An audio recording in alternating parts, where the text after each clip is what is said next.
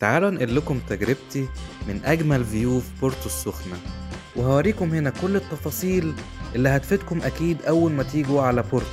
فيلا نبدأ من الأول خالص كده، من أول ما استلمت الشاليه. الشاليه كان في الأهرامات، وده الفيو الخلفي. وهنا أول ما بندخل من الباب بنلاقي المطبخ موجود على شمالنا، اللي فيه تقريبا كل حاجة ممكن تحتاجها، زي مثلا الفرن أو البوتاجاز الكهرباء، كمان الغسالة موجودة، وكل أدوات المطبخ تقريبا هتكون متاحة. وهنا ده الحمام، وهنا دي الغرفة الأولانية اللي هتكون موجود فيها سريرين منفصلين.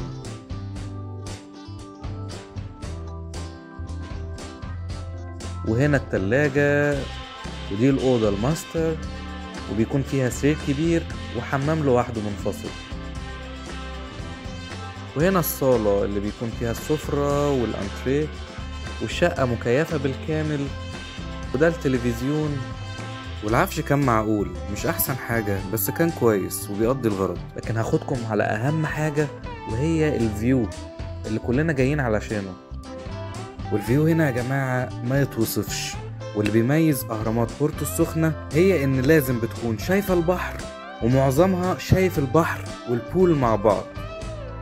واللي ما جاش هنا قبل كده أحب أعرفكم إن شاليهات بورتو السخنة بتبقى موجودة في حاجة اسمها الأهرامات، خوفو وخفرع ومنقرع. والشاليه ده تحديدا كان في برج خفرع في الدور ال11.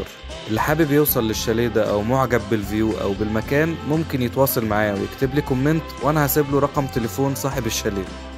واللي بيميز برج خفرع إن هو موجود في النص، فشايف البول بالكامل الكبير، وكمان شايف البحر. القعدة هنا ما تتوصفش، راحة واستجمام ممكن تغنيكم عن ان انتوا تنزلوا اليوم كله، وبرغم كده برضو هتنزلوا هتنبسطوا.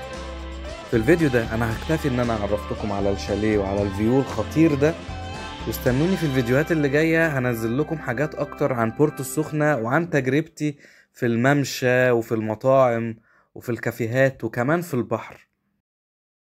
وكمان هقول لكم عن تجربتي في السينما اللي في بورتو السخنة، وهحط لكم ريفيو سريع عن فيلم تامر حسني تاج اللي انا اتفرجت عليه هناك. فلو عجبكم الفيديو ومتحمسين تشوفوا بقية الفيديوهات، ما تنسوش تعملوا شير ولايك وسبسكرايب للقناة بتاعتي، واستنوا فيديوهاتي اللي جاية. سلام.